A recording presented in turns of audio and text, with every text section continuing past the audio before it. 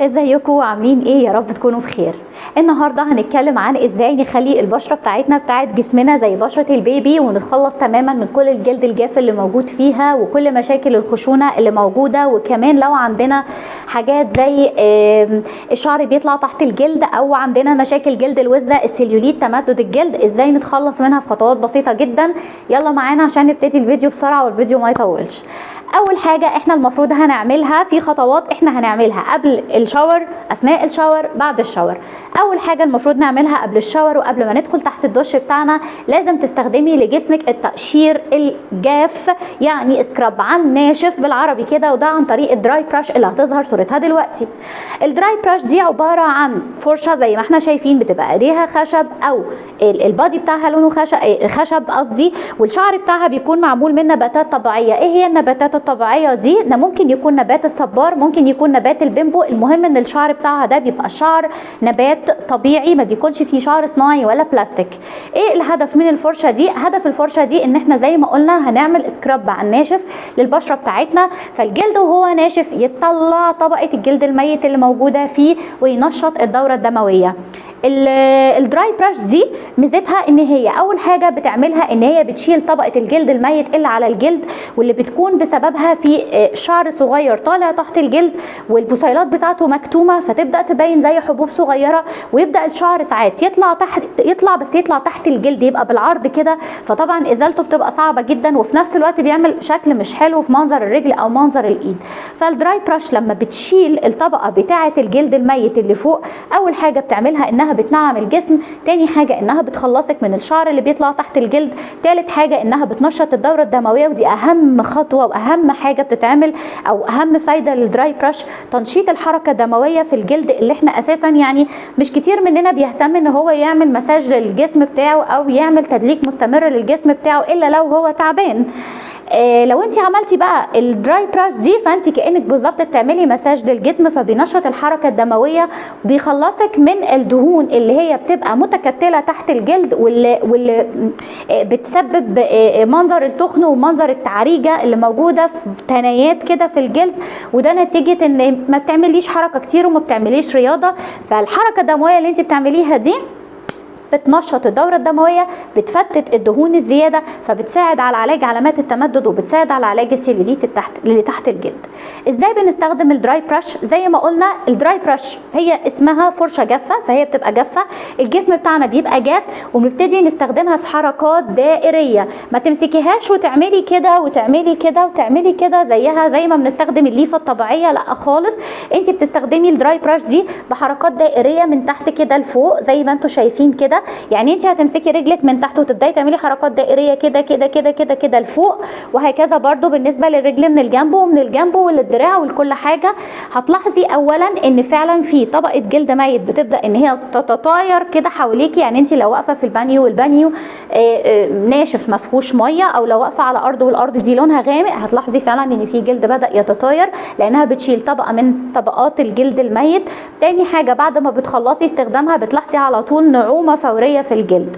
لو انت بشرتك حساسه وبتلاحظي ان انت لما بتيجي تستخدمي الدراي براش دي بتتعوري او مش بتتعوري، يعني بتحسي ان انت متجرحه بتوجعك، هنصحك ان انت ترطبي جسمك ترطيب خفيف خالص خالص خالص بزيت جوز الهند. زيت جوز الهند هتجيبيه، مش هتجيبي الزيوت السايبه اللي عند العطار، هتجيبي نوع يكون معروف ويكون يعني في حالته زي ما قلنا قبل كده في حلقه الزيوت، وتستخدمي جزء منه خفيف جدا ترطبي بيه الجلد، وبعد كده تبداي تستخدمي الدراي براش. فساعتها انت مش هتحسي باي احمرار في الجلد، او ان انت عايزه حاسه ان انت كانك متعوره ولا اي حاجه.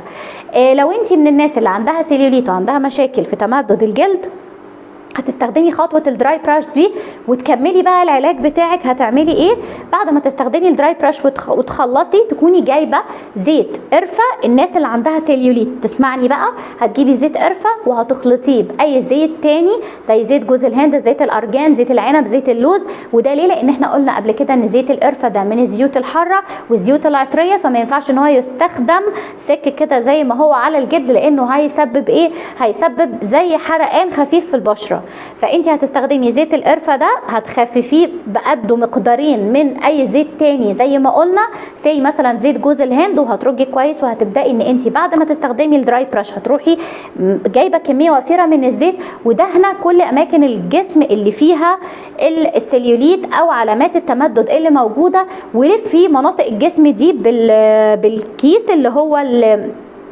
الكيس اللي احنا بنستخدمه للف الاكل ده. المهم ان انت تعملي كتم للزيت ده، او تستخدمي مثلا تلبسي بنطلون بتاعك بتاع الجيم او ليجن او الاسترتش بتاع زمان ده. المهم ان انت هتستخدمي حاجه تلبسي حاجه ما يكونش فيها قطن عشان ما تمتصش الزيوت، وفي نفس الوقت تعمل ايه، تحبس الزيت على الجلد. الجلد اصلا الحركه الدمويه بتاعته نشطه نتيجه استخدام الدراي براش والمسام متفتحه، فهيبدا يمتص زيت القرفه وزيت جوز الهند. فزيت القرفه اساسا بيقوي الحرق، فهتلاقي ان الجلد ده لو انت كمان عملتي اي نشاط او نظفتي البيت، نزلتي مشوار، رحتي مش عارف ايه، هتلاحظي بعدها ان جلدك عرقان خالص خالص. وده بيساعد ان انت الجلد نفسه المساحه اللي فيه دي بتبدا تقل، فالجلد بيفرد. يعني انت لو انت مليانه من المنطقه دي ممكن تستخدمي برضو الموضوع ده كانه زي تخسيس غير مباشر من غير ما تعملي رياضه، وفي نفس الوقت يبقى علاج للسليوليت او للتمدد. طيب لو انا بقى من الناس اللي الجلد بتاعها مترهل، ممكن تعملي الوصفه بتاعه القرفه، وممكن كمان تستخدمي زيت لبان اللي هو اللبان الدكر اهو ده مثلا زي ده كده. زيت اللبان الدكر ده تستخدميه برضو، وزي ما قلنا برضو حاولي تخلصي بزيت زيتون او زيت لوز، زيت جوز هند، وبرضو تستخدميه على بشرتك، تدهني بيه بشرتك جامد بعد ما تخلصي الدراي براش، وتسيبي القصه دي بقى ساعتين ونص. تمام. بعد كده هتخشي تاخدي الخطوه الثانيه. طب انا ما عنديش تمدد وما عنديش سليوليت ومش عايزه اعمل الخطوات دي، خلاص عملتي الدراي براش وخلصتي مهمتها، خشي على طول تحت الشاور عشان نخش ايه على الخطوه الثانيه. الخطوه الثانيه بقى وانت تحت الشاور، انت دخلتي وغسلتي جسمك واستعملتي الشاور، هنيجي بقى للخطوه رقم 2. الخطوه رقم 2 ان انت تعملي بادي سكراب لجسمك كله. هتعملي سكراب او تقشير تحت الميه لجسمك كله، اللي هو تقشير بقى وجسمك مبلول. السكرابات اللي احنا بنستخدمها عموما هي اما بتبقى سكرابات طبيعيه انت بتعمليها بوصفات طبيعيه في البيت، او سكرابات بنشتريها. السكرابات الطبيعيه مثلا انا اللي انا بستخدمها او اكتر سكراب بيبقى مشهور وكل الناس عارفاه هو سكراب بالقهوه.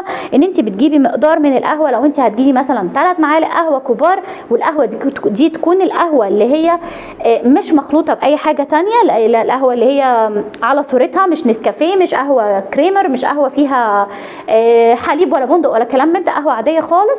هتخلطي مثلا 3 معالق قهوه، قدهم 3 معالق سكر، قدهم 3 معالق زبادي. لو انت مش عايزه تحطي زبادي ممكن تحطي زيت زيتون او تحطي نقطتين ليمون. دي وصفه طبيعيه بالنسبه لي انا برضو عامله سكراب في البيت، بس انا مش حاطه بصراحه قهوه، كانت القهوه خلصت. انا زي ما انتم شايفين اهو، هو كله عباره عن سكر وحط عليه زيت جوز هند عشان انا مش بحب ريحه زيت الزيتون، وحط عليه ليمون، وهو ده السكراب اللي انا بستخدمه على بشرتي وهي مبلوله. بعمل كميه تكفيني قبل ما بدخل تحت الشاور، وهي دي اللي انا بستخدمها. استخدامها بيكون ازاي؟ انا بشرتي مبلوله خالص، ببدا اوزع السكراب بحركات دائريه برضو على رجلي كلها. بهتم بالمناطق اللي بيحصل فيها غمقان اكتر من المناطق التانية زي الركب وزي الكوع وزي كف الايد. ببدا احط عليهم كميه كويسه وابدا ادلكهم كويس خالص، واعمل لهم زي مساج كده خفيف، واقعد لي كده مثلا تحت الشاور 10 12 دقيقه لغايه لما الدنيا يعني من غير ميه، وانا في الحمام 10 12 دقيقه لغايه لما الجسم بيبدا ينشف ويمتص الزيت اللي موجود في السكراب. واروح بقى ايه بادئه ان انا انزل السكراب ده من على جسمي، سواء بالليفه العاديه او بالليفه المغربيه اللي برده هنستخدمها تاني بعد كده. وتغسلي جسمك. انت مجرد ما هتحطي الميه اصلا على جسمك والسكراب ينزل هتلاقي نعومه رهيبه رهيبه رهيبه رهيبه نتيجه الزيت اللي موجود في السكراب، زائد كمان ان الحبيبات الخشنه بتاعه السكر والقهوه بتشيل باقي الجلد الميت اللي الدراي براش ما شالتهوش. ندخل بعد كده على الخطوه الثالثه، ودي خطوه اختياري ممكن تعمليها مكان السكراب او تعمليها خطوه مكمله للسكراب لو انت من الناس اللي بشرتهم ناشفه قوي قوي قوي قوي واهملتيها فتره وعايزه بقى ترجعي تهتمي بيها والنتيجه كده تبان معاكي في منت. يعني الخطوه الثالثه وهي خطوه الصابون المغربي. بعد حضرتك ما خلصتي السكراب بتاعك اطلعي من البانيو ولفي جسمك بفوطه واملي البانيو ميه سخنه اللي جسمك يقدر يتحملها. بعد كده هتنزلي في البانيو تقعدي فيه وتسيبي جسمك بقى في الميه السخنه دي عشان لو في اي جلد ميت تاني يطرى مع الميه دي. بعد 10 دقايق كده او 15 دقيقه هتبدا الميه تبرد، وهتبدا جسمك نفسه تحسي انه عرقان رغم ان هو في الميه، وده نتيجه السخونيه اللي موجوده. وهتبداي فعلا لو انت مسكتي جلدك هتحسي انه كله طري نتيجه الميه. اطلعي بجسمك كده وهو مندي، وامسكي بقى الصابون المغربي وادهني بيه جسمك كله من فوق ولتحته، واقعدي مثلا بتاع تلت ساعه لغايه لما الصابون ينشف. بعد ما الصابون بينشف، وطبعا انت مسام جسمك مفتوحه والحر اللي في الحمام هيخلي امتصاص الصابون ومكوناته وكميه زيت الزيتون اللي فيه تدخل كلها جوه الجلد، والصابون هينضف تنظيف فظيع. هتمسكي بقى الليفه المغربيه وتبليها، وتبداي ان انت تشيلي الصابون ده تحت الميه واحده واحده بحركات دائريه من تحت لفوق كده. وبعد ما تخلصي انت حرفيا هتلاقي جسمك الميه بتتزحلق عليه من كتر ما هو بقى ناعم وجميل جدا جدا جدا. دي كده الخطوه الثالثه. خلصنا الشاور كده خلاص، وهنطلع ننشف بقى. نيجي للخطوه الرابعه وهي خطوه الترطيب. الترطيب مهم جدا جدا، زي ما بترطبي وشك لازم ترطبي جسمك كل يوم. وعشان احنا لما بنرطب جسمنا الكريم اللي عليه او اللوشن اللي عليه بيفضل محطوط فتره طويله، لان انت بتستخدميه على جسمك بعد ما بتاخدي الشاور، وبيفضل عليها لغايه الشاور اللي بعده. فحاولي دايما ان لوشنات الجسم اللي انت بتستخدميها تكون خاليه من العطور، وان هي تكون خاليه من المواد الضاره اللي اهمها البارابين. حاولي على قد ما تقدري يكون اللوشن اللي انت بتستخدميه ما فيهوش بارابين. وده مش هيمنع ان انت اكيد هيبقى عندك لوشن او اتنين فيهم البارابين، لان هو اصلا ماده حافظه للوشن من ان هي يتعفن او يتكون جواها فطر نتيجه اختلاطها بقى بزيوت طبيعيه وكده. فانت حاولي على قد ما تقدري، وكده كده لو عندك نوع او اتنين فيهم بارابين خلي استخدامهم في اوقات معينه، اللي هي الاوقات اللي انت عايزه ريحتك تبقى حلوه فيهم، والريحه بالنسبه لك اهم من النعومه. حلو الكلام.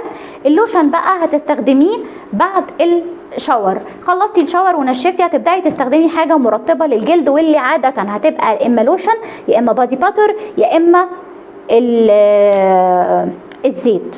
معلش هرجع بيكم خطوه لورا. موضوع السكرابات، احنا قلنا السكرابات الطبيعيه وما اتكلمناش في السكرابات العاديه. طبعا انت تقدري ان انت ما تعمليش اصلا سكراب في البيت، وعندك سكرابات كتيره جدا تقدري تستخدمي منها، واشهرهم ستيفز بكل انواعه. وطبعا عندنا بادي شوب، وعندنا باس اند بادي وركس، وعندنا براندات تانية كتير فيها سكرابات، عشان ما حدش يقول السكراب لازم من البيت، عشان في بنات بتكسل وانا زيكم يعني. فانا برضو ساعات بشتري الجاهز. نرجع تاني لللوشنز. احنا قلنا الحاجات اللي هنستخدمها لترطيب الجلد يا اما لوشن يا اما بادي باتر يا اما زيت. اللوشن بنستخدمه في الصيف لان ملمسه وقوامه بيبقى سهل الامتصاص. البادي باتر بنستخدمه في الشتاء او بيستخدمه اصحاب البشره الجافه لان قوامه بيبقى تقيل وامتصاصه اتقل فبيفيد الجلد اكتر. الزيت نفس القصه بيستخدمه اصحاب البشره الجافه، وانا برضو عن نفسي بستخدمه ساعات لما بحب ان انا جسمي يبقى احس بنعومه زياده او احس بترطيب فيه، لان الزيت كده بيسيب طبقه كده زي طراوه كده على الجلد، فانا برضو بحب استخدمه. اللوشنات اللي انا بحب استخدمها دايما، كنت كلمتكم قبل كده عن لوشن ايفون كير، انا بحبه برضو بس هو طبعا مش طبي، فانا ليه يعني اوقات معينه بستخدمه فيها. اللوشن التاني بالنسبه لي لوشن بالمرز، انا بحب بالمرز جدا وبحب لوشناتهم لان هي لوشنات ما فيهاش بارابين، فبالتالي هي لوشنات طبيه. وكمان هم بيهتموا بانهم يعملوا لاين لوشن ترطيب، ولاين للناس اللي عندها سيليوليت، ولاين للناس اللي عندها تمدد في علامات الجلد، فده برضو حلو لانه علاجي. في كمان عندنا اللوشنات بتاعه انشانتر، في كمان اللوشنات بتاعه نيفيا وفازلين وباس اند بادي وركس وفيكتوريا، بس زي ما قلت لكم فيكتوريا سيكريت باس اند بادي وركس الحاجات دي مشكلتها ان هي فيها بارابين، فانتوا خلوا دايما استخدامها يكون لاوقات معينه انت همك فيها الريحه اكتر من الترطيب.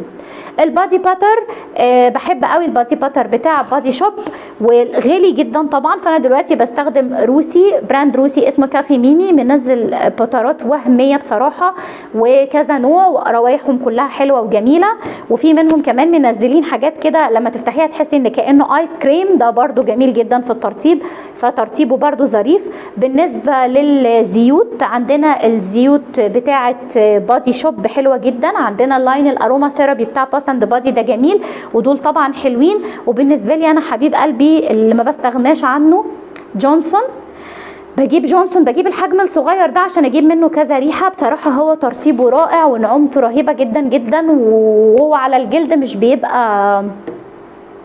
مش بيبقى ملمسه زيتي قوي يعني، مش اللي هو بيضايقك. فبالنسبه لي كترطيب تحفه، الريحه جميله جدا، الملمس بتاعه رائع، فانا بحب ان انا برضو استخدمه. وفي كمان بقى ساعات لما بتكون الدنيا حر قوي وكده كده طبعا غصب عني لازم ارطب، بستخدم الجلات الكوري بتاعه فارم ستاي او بتاعه ريشه، حلوه جدا برضو. ده بالحلزون، في طبعا بقى بالصبار زي ما انتم عارفين، دول برضو حلوين، حجمهم كبير وحلوين، وبيستخدموا برضو ايه للوش والايدين وكل حاجه كده. احنا المفروض بشرتنا بقت ناعمه وزي البيبي وزي الازاز كمان. اللي احنا عملناه ده كله هيتعمل مرتين في الاسبوع، ثبتي يومين اعملي فيهم الروتين دول عشان تحسي فعلا بالفرق، وتحسي ان انت متحفزه انك قايمه النهارده عندك روتين سكين كير هتعمليه، فانت هتبقي مبسوطه وانت بتعمليه. خلصنا كده، واظبي شوفي النتيجه، قولي لي في الكومنتات. باقي حاجتين بس هقول لكم عليهم. زي ما اهتمينا بان احنا نرطب جسمنا، عايزين نرطب ايدينا ورجلينا، ما ننساهمش. الايدين انا بتكلم الايدين اللي هو كف الايد، لانها اكتر حاجه بتتعب معانا في شغل البيت وطول النهار بنستخدمها، فحاولي ان انت تحافظي عليها من اي حاجه تضرها. حاولي وانت بتغسلي المواعين او انت بتنظفي في البيت تبقي لابسه جوانتي. الناس القريبه مني عارفه ان انا مستحيل اعمل اي حاجه في البيت غسيل مواعين او تنظيف او غير لما بكون لابسه الجلافز ده او الجوانتي، لان انا من الناس اللي بيجي لها تحسس من الصابون ايا كان نوعه. بالنسبه للترطيب بستخدم الكريمات بتاعه باليا، رهيبه رهيبه رهيبه. في منها نوع باليوريا فظيع لكل مشاكل الجلد، الناس اللي عندها بشرتها بتتحسس زيي واللي عندهم جفاف شديد جدا استخدموا كريم اليوريا من باليا، علاجي رهيب جدا، هيحل لكم المشكله بتاعه جفاف الجلد دي، واظبوا عليه. بالنسبه للرجلين اللي انا اقصدها في ترطيب الرجلين هي ترطيب كف القدم. احنا اتفقنا خلاص ان الرجلين بتاعتنا هي معانا اصلا في الروتين، بس انا بنتكلم عن القدم نفسها. وانت بتعملي السكراب اعملي لوش الرجل، وانت بتعملي الصابون المغربي برده هتعملي لوش الرجل، وانت اي حاجه بتعمليها التقشير الجاف اعمليه لوش الرجل. بالنسبه للكعب طبعا وانت تحت الشاور بتاعك والكعب مبلول ميه هتستخدمي الحجر بيبقى ناحيتين، ناحيه ناعمه شويه وناحيه خشنه جدا حسب حاله رجليكي، هتستخدمي الحجر ده وتعملي كعب الرجلين بتاعك عشان تنزلي منه كل الجلد الميت. وبعد ما بتطلعي بتبداي ان انت ترطبي وتلبسي الشراب السيليكون، هعمل لكم عنه حلقه مفصله. بالنسبه لترطيب الرجلين انا بحب جدا الماسكات الكوريه، بستخدمها مثلا كل سنه مره، مش بستخدمها كتير على فكره، هي مثلا بستخدمها في نص الشتاء مره واحده وفعلا نتيجتها بتفضل معايا حلوه جدا. وبالنسبه للكريمات هاتوا كريم بازلين اللي بينزل معاه المبرد بتاع الرجلين، حلو قوي قوي قوي. الكريم بيقعد فتره طويله، المبرد بيساعدكم ان انتوا تظبطوا رجليكم وتشيلوا الجلد الميت. حقيقي يا جماعه الحاجات اللي انتوا بتعملوها دي هتفرق معاكم انتوا كمان نفسيا، احساسك ان انت بشرتك ناعمه ودايما نظيفه ورجليكي ناعمه وجميله، كف ايديكي حلو وفي انوثه، ده هيفرق معاكي نفسيا قوي. يا رب تكون الحلقه بتاعت النهارده عجبتكم، ويا رب تكون ما طولتش عليكم، بس غصب عني والله هي طويله بس غصب عني عشان نلم كل الموضوع. يا رب تكون زاويه التصوير كويسه لاني اول مره استخدم زاويه التصوير دي، واتمنى ان اسمع ارائكم في الكومنتات وتعملوا شير للفيديو. ما تنسوش تعملوا سبسكرايب للقناه، واشوفكم على خير ان شاء الله في حلقه تانيه.